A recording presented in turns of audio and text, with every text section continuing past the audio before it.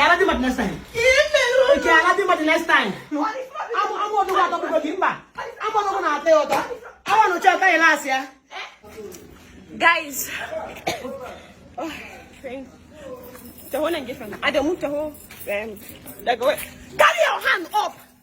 Guys, I am in my compound. I am show my compound. No, show like this. Kanuna haka. Show good.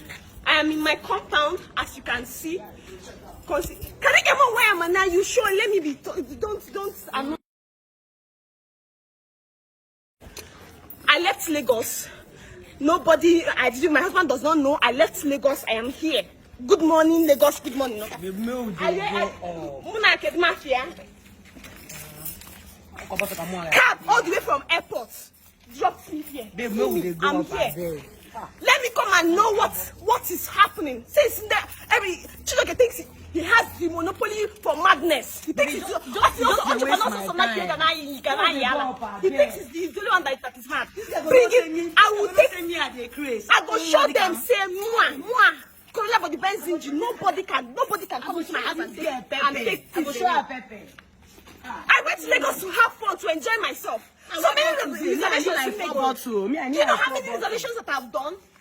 Oh, money that I've paid. Chijioke did not pay one. And give me one day go. Wait, you're naked, why? 1 naira he did not send to me. Every expenses, my money, my friends, my fans, everybody gave me money.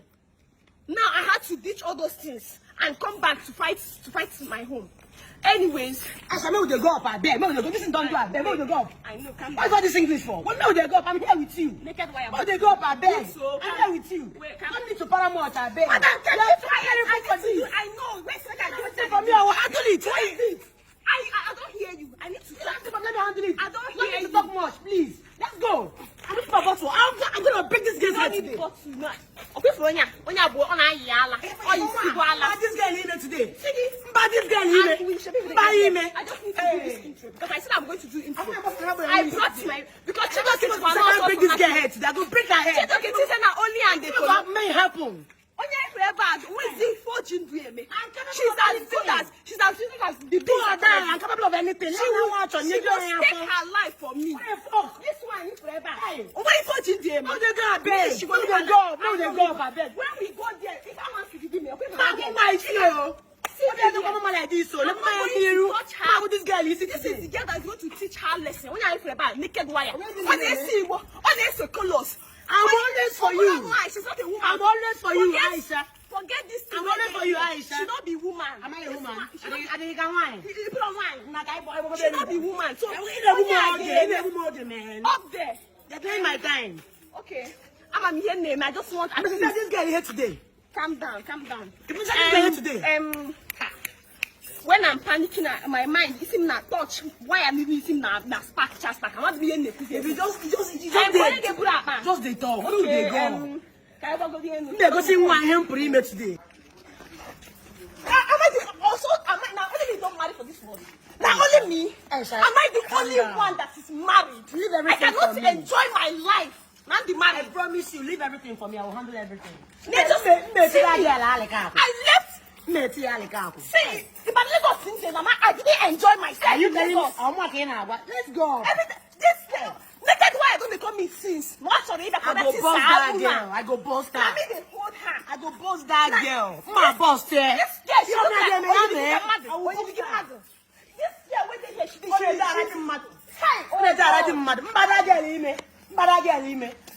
Anyways.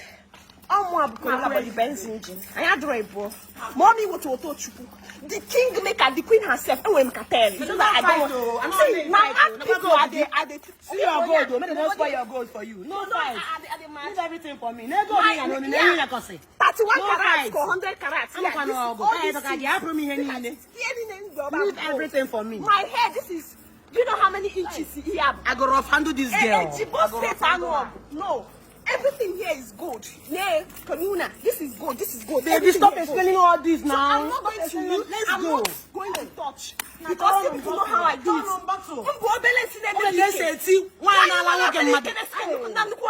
So I'm not even going to fight this charcoal. So big charcoal now. to come and hey, baby, she will let you now. You let white now. The one that is my personality. Hey. Wow, what a mess, man. Mother of all bastards. Go for beef. I don't go there, go me. I know they talk too much. I don't go there, go me. I'm bent. Aisha, I don't go there, go me. What is this? I go poster. Every time. Come to your husband. Can't a married woman go on vacation? Aye. How many weeks were done there? Just 1 week. If that bad, keep it here. Don't touch. Don't wait. I'm with you. Baby, calm down. Calm down with you. Calm down with you. Keep passing. The freaking. Come the free. It's not enough. The next one, he's bringing a question. Now, is it only chijioke that has something between you?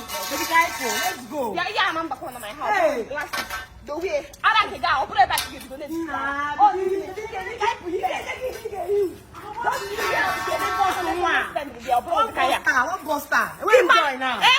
So I'm going here. I have my spare key. It doesn't smoke. This back, like I said, I don't. You come back and take. Zach, look at the one now. Nah, you're just delaying my. Baby, let's go. Kaiji. Happen me here, ni. Keep what I say here. Happen me here, ni. Keep what I say here. Happen me here, ni. I'll handle everything. Please don't fight. I don't get stay no Gidiko. Every time, every day, every minute. Shouting. Only me married. So now only me married. Baby, calm down. You're not happy have today. happiness in my home. You're not happy today. I travel. You're My not happy mates go to today. Dubai. My mates go to Paris. My mates go to London. I don't think I just today. let us hear why I go. People don't allow me rest. What have now focus? I don't think my mind What will have fit now calm down. focus? What have now focus? Last, calm down. Okay. Last, calm down. What have now focus? I'm a boss this year. I'm a boss that. I'm a lucky man. My this girl is a problem. Let's say it. Calm down. I will finish her. Open this door. Oh yeah, my pastors coming before another day. And I saturate this house with the blood of Jesus. Blood of Jesus. I saturate this house with the blood of Jesus. Blood of Jesus. I saturate this house with the blood of Jesus. Blood of Jesus. Any unwanted. Let's get this now. Get this now. Any unwanted. Oh yeah, that. Baby, let's get this now. Okay. God knows everything. Get this now. It's not enough. Wait, I'm not now. I'm going to do culture, Ella. Idiot. In a time of celebrity. Why can't you go and get your own celebrity? I don't have a celebrity on our family. I'm going to do culture, Ella. Yeah, guys, I'm not ready today.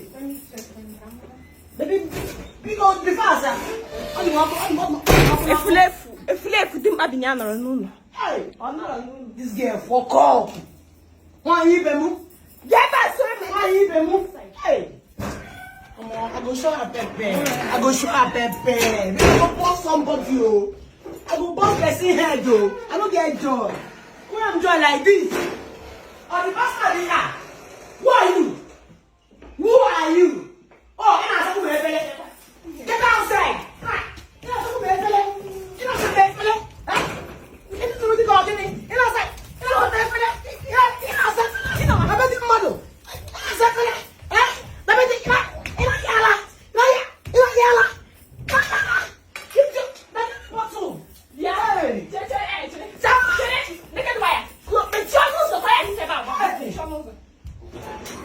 I'm a celebrity.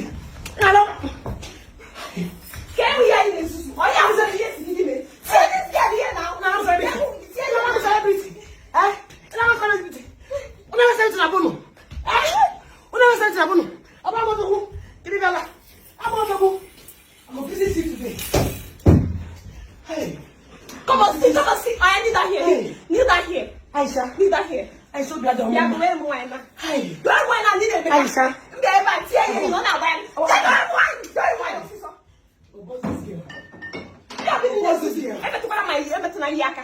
And don't destroy anything for me here. No, Oh God. It's a taboo me like this. You lose no concentration. No, let's give me a year back. Hey.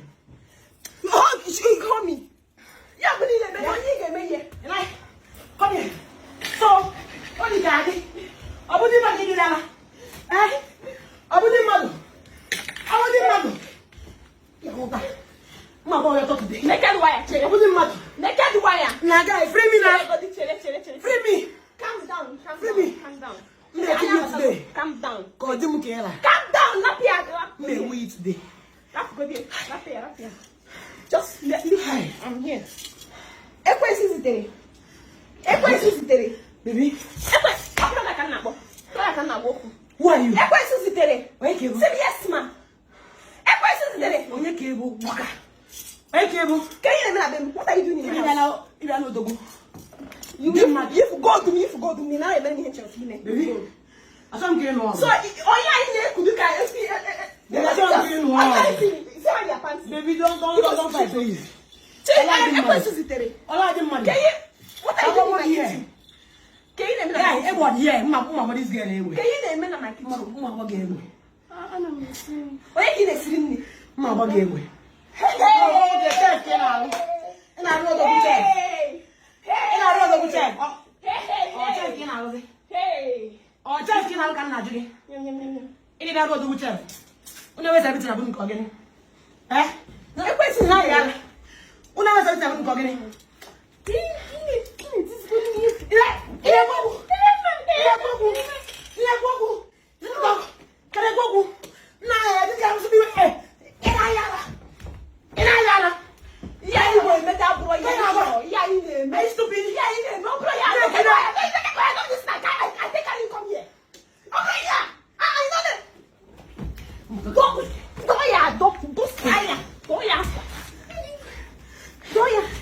Next time.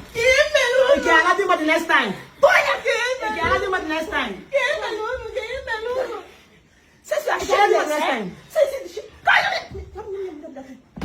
Next time. What are you doing in my house? Next time. Can you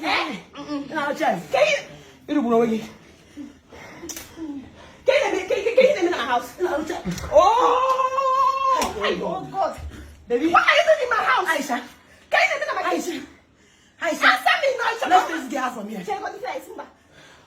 Oh, now what time you got here? Oh, you got my way. Check, man, I'm not here. Can you name in my house? Mama, this is go back.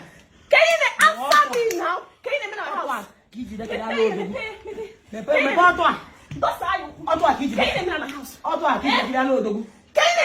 Can you name in my house? Are you sweeter than Are you Aisha? in Kuala? How can you come here? Can you name in my house? No, this girl. Answer me. Oh, this girl is a mad girl. Can you hear me? can you name What in are my you going to do? What do you come here to do? Can you name in my house? Hey. Eh? What are you doing in my house? What are you doing in my house? Eh? Can you name in my kitchen? You're a very stupid girl. You're a very stupid girl. What gave you the You're a very stupid girl. Yeah, Panamo. Very stupid girl. Then I give it to you. You know, Panamo. you know, Can you name in my house? everybody has money. Check what this Oh my God, I. Calm down. Husband snatcher. Yeah, Husband snatcher. yeah, bro, yeah, name. Ayo. See, Ocean. I'm an educated woman. Lori Burugu. Yeah, boo. So one can wear in a school. So I'm not doing this like I'm illiterate. Now, say yes, ma. Oyo Shamu. Say yes, ma. Oyo Shamu. Someone say yes, ma. Say yes, ma. Oyo Shamu, Sam. Yes, ma. Idiot. No, yes, ma. Unyuri Amu. No bother. Yeah. Every time we near you this undersized bra. You say that you cannot afford to buy a good bra. Oh, eh? Can you a chijioke came in my bedroom? Hey. Eh? This girl, you fuck off. Fuck off. Aisha, I don't have it. I will do it. Can you do that chijioke came in my bedroom? Kill him at that bedroom. Naked wire. Naked wire. Eh? Can you take any wine in the motor? Yeah. Naked wire. Hey. Can you take any wine in the audacity in my kitchen? Bob, come here, Sarah, everything. Can you feed me in my kitchen? On a child, say, fella. Are you? Idiot. Don't you have a father? And I told him, Mother, now. Don't you have a father? Don't you have a father? I hate taking internet. Eh? Yeah, on net. Next time. I was This girl. I was doing a video when I was in Lagos. If you know me, you know that I am a promoter. I go slap you. Come on, Lagos. I am a promoter of womanism, woman supporting woman. I want this girl. Stay away from my house. Stay clear my house. Stay clear my property. Una odogwu na bon. On the floor videos me na one again. I want to go and now on this game. I'm odogwu atọ kimba. I'm odogwu na ate oto. I want to check how last year. In a day say na one again. if you go, hey Jesus Christ. This guy don't fuck up. You don't fuck up. Yes sir. You fuck up. You fuck up. You fuck up. Now this guy is supposed to get up. Come on, I'm the wrong way. You know, not shop to go good. Now come on, I'm well. And I'm odogwu. If I ever tried before. Also, if one yala. And I just can't see odogwu time. Yeah, what you need to do. Check the can't go dig. Come here. Check. Let's do this in a civil way. Come on down. No, that we don't need can go. Idiots. I promise me now, you fresh meat. Yeah, she has contaminated it. Are you serious? Yeah. What's this? Come closer. You can get back hand. Come. They are close here, so I'm not walking in also, so I'm going again here now. They're going to kill you. So fast to be able to get. Can you look at from my? Can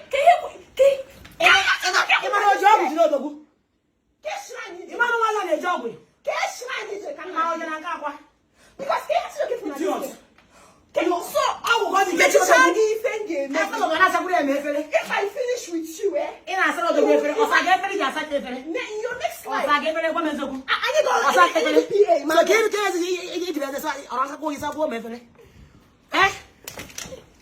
Why you see now? I will hit you now. You want to talk? You want to you see that? The dog. Not like you don't know what's my time here now. You won't even get mine. I want that here. Because she's together. I carry costume. Come here. If that's not the way for You can assist. You want to assist me? Now Assist me. Then the girl may have this nigga here. one again. Is it any? Oh, daddy. Oh, yeah, boy. Where? No face. Jesus. Check it. Is she like hot? Hot, yeah. Let me Hot, we are now. What you see, brother? Look up. Look up. That is not your body. Go on. That's not your body. Careful, Lugi. Oh, come away for This girl. Who I have any Careful, friends? Lugi. Who I have been I don't tired? think I should send you. How much of my money Yes. is sent to you? Joya. Can you Where's Ogu? And What the details of the account? I want my inside, my I told them to have no one else to the Take game. me side. What the phone, yeah? Get my father. It's very stupid. What is your name? Very stupid. And you don't call us. Or Chukuzitegi. Chukuzitegi. Oh, my God. Oyoshamu. Kafagi. Oyoshamu.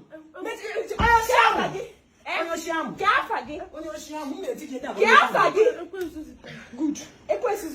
Okay. How much of my money has Chijioke sent to you? In my house, because so Naked wire. Naked wire.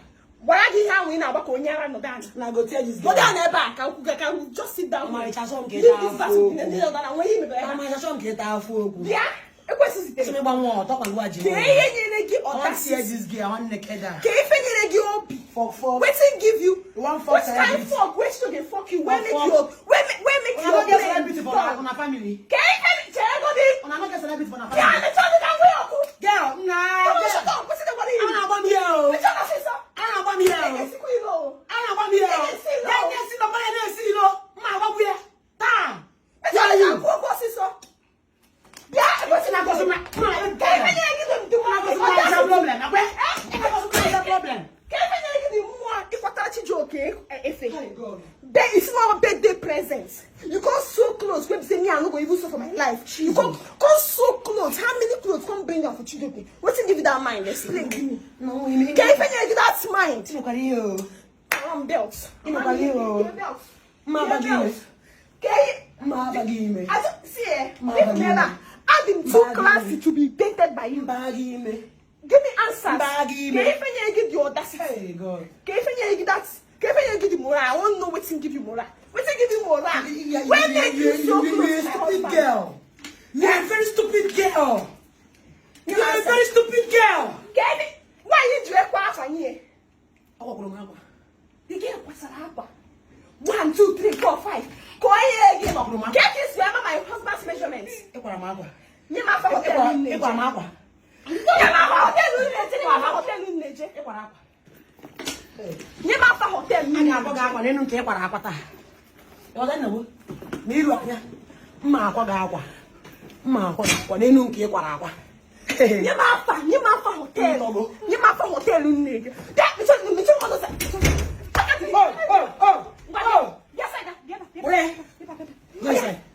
Inside, baby. Oh yeah. Nida. A big kitchen. Get hotel. When you see my vacation, I want you. When you see my vacation from Lagos, reservation my left hand. The kind of fun that I'm supposed to be having by now. Do you know the kind of spa? Do you know the kind of money? Do you know the kind of spa? Zam. Yes, zam.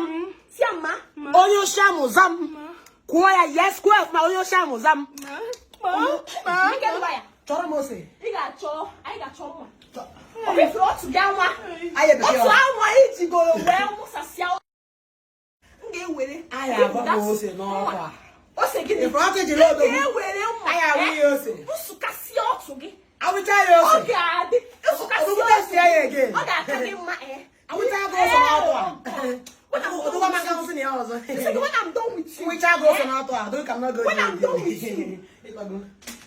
they wish that. Now, so is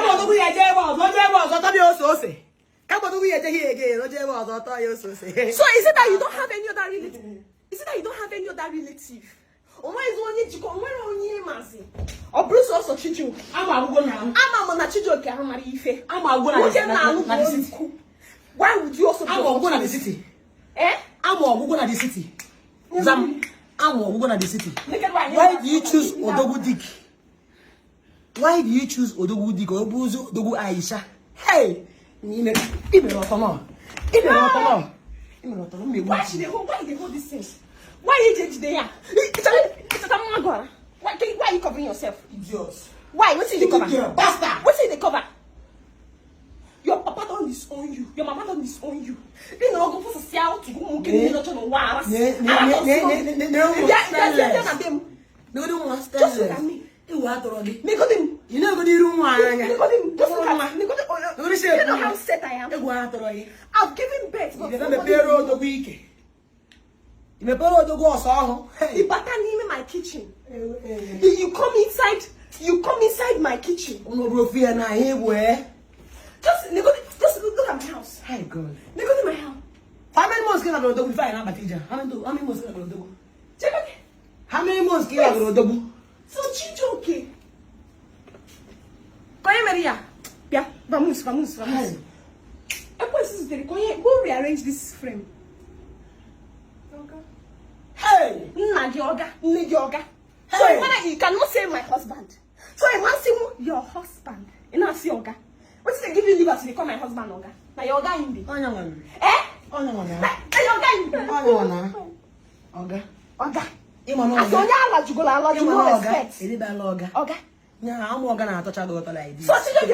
are you sure? Did you show no brother this chief? Hey, that's what you come on. That's what you Jesus. Because in one of your videos, yes, now you've come to take over. So in Lagos, so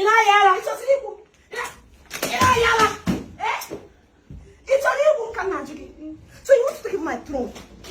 When you are chijioke, do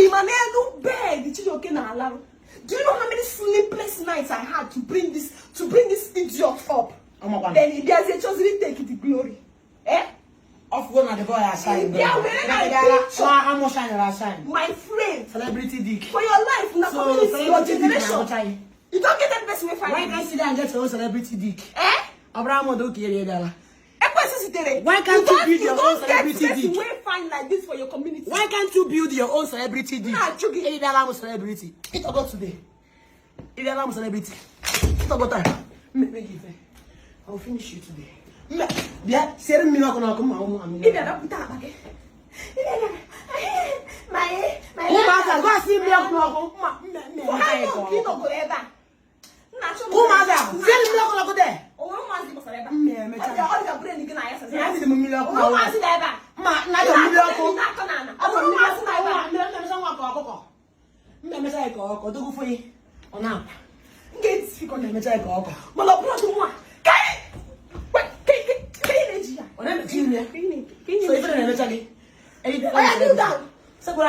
Come on, kneel down and hands up. Kneel down.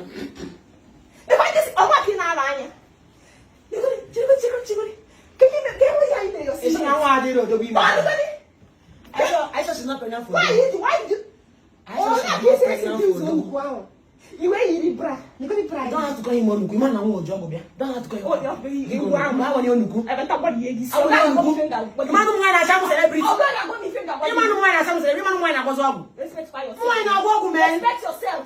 What do you want to walk? What do you want to walk? You need the young. What do you want to walk? What does it when you type for your back or sister? Idiot. No, biology, odogwu. No, look at that. No, look at that. Odogwu, I got to that canal. Oh, God. Eh? Come on, face up and answer me. Chijioke, me to that canal. Even in the meeting. Eh? Chijioke, me to that canal. No, you come, Konyala. On the canal. Very good. Oh, my God, I'm not safe. It's no one can say reflect now. You are not tired. No, no, sorry, if I'm not going to What? I don't answer reflect now. Stand up, let me see. I say, I'm going to be a joke. I don't say, then you know I knew that. They want to negotiate now, sorry, none there. Now you're going out. I'm a You want to negotiate now, Get it, you came away. He came away. Kneel down, hands up. Hands up! I'm not going to get here. It's like you. Can't believe you are much joke. How long? This is your union, this is your relationship. Young names, now it's not PA, na PPE. PF. I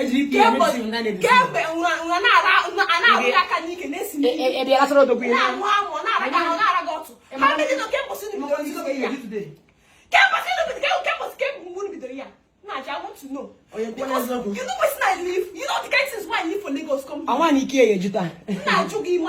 So I get your time. How many time again? By the time we miss the game, miss again. You make it not. Wait for I got to wear big dog. I got to go to the all together, young. The house. That's young. That's you. Yeah, we're not seeing it stranded. Missy again. The woman is stranded. Let me Turn that wood back. So they answer me. Only when was the only one engaged? Why my own house? I swear. Answer me. A man is celebrity. I don't know. I'm a celebrity. I'm going today. I'm a celebrity. She be like the video down. You see how they sweat? Do you know how they build the dick? Do you know how they build it? Ebi to chidala. Idiots. Ebi to chidala. Oh, you might hear them, man. Hear them and I take them, man. But you can't build your own. Eh? You don't have better thing, but you cannot be better thing. Are you stupid? How many children you were? Hey. But I'm going to go out of Sigogi. If you go, if because you don't have future. How will take a young girls what you want to use your life to be doing is to be following married men. You don't have future. You want to contaminate yourself with a man. With a married man. And don't want to know my husband. I'm odogwu. Okay. I'm odogwu. I'm odogwu kiri arela. Ito gon. Ijeoma. How many children do you want? Eh? How many children do you want? Mother of all bastards. They talk. How many children do you want? According to 5. Eh? Because all together brought chassis. According to 5, can I juggle? How many called it? How many children do you want? Don't that scatter your head. Can look now. Don't fire you there. Don't fire you there. Where your things there? Can you meet your bags? Can you bring your odogwu nyegi? Can you odogwu nyegi? Yeah, you go to me here. Can you go in cars? I want to go to me You about. know if you talk. Hey. So that video I will not because you in the video. What you do with my husband? You know, see, I am doing all this thing for you. Yeah, Oh, my age today. Oh, my age today. yeah, I'm doing all this, and it's for you. It's for you. I want to take care of you. I want to do it for you. So you guys, you know, kuzi, you know, kuzi. You guys take care of him. I take care of odogwu. Man, I'm going to odogwu. I get time of odogwu. I can take care of odogwu. By inside, man, you got free hats. I'm bringing your things outside for you. Living this house. Guy, by inside, we stand 1 or 2 things. Yeah, out. Come on, get out. So, get out of my house. Get my key. Number one, shower, be a shower. Oh, yeah, I want to Asawo. go to you. Asawo. All I did, man, I want to. I tell you everything, Nala. Why don't you see your son? Nature. What are you why you see? Jam. I am going to see the doing anyway. See the doing. Yeah, you know what's not to be. When they see. When you go to. If you talk you overthrow, no. Mommy is every drama here, isn't it? Do you know how many is a big dick? Do you know how they bring the ammo? Take out! What